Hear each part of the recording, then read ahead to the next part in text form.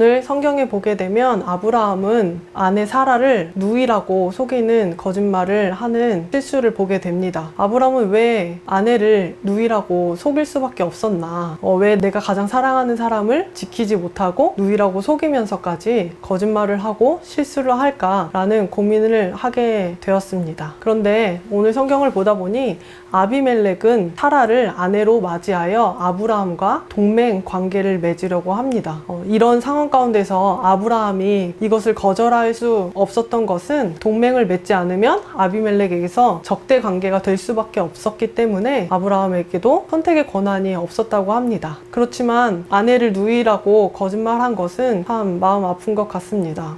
과연 제 남편이 어디에 가서 저를 아내가 아니라고, 우린 남매라고 속이게 된다면 제 마음이 어떨까 생각을 해보게 되었습니다. 정말 많은 배신감이 들었을 것 같습니다. 그리고 과연 이 남자랑 앞으로 계속 살아야 되나? 라는 생각을 해보게 되었을 것 같습니다. 아브라함과 사라의 관계를 보면 그 후에도 사라에게 있어서 아브라함의 이 거짓말은 적지 않게 영향을 미쳤던 것 같습니다. 어떻게 보면 부부 사이에 신뢰를 조금은 깨트릴 수 있는 그런 사건이지 않았을까라는 생각을 해보게 됩니다. 그런데 오늘 이 성경 본문을 보면 아브라함이 참 잘못을 한 것 같은데 하나님께서는 아브라함을 책망하시는 것이 아니라 이 동맹 관계를 맺으려 했던 아비멜렉에게 잘못했다라고 말씀을 하십니다. 역사의 중심은 하나님께 있습니다. 이 일은 20장 7절에 아브라함을 가리켜 선지자라고 하신 말씀과 연관이 있는데 아브라함은 하나님이 보내신 하나님의 사람이라는 뜻입니다.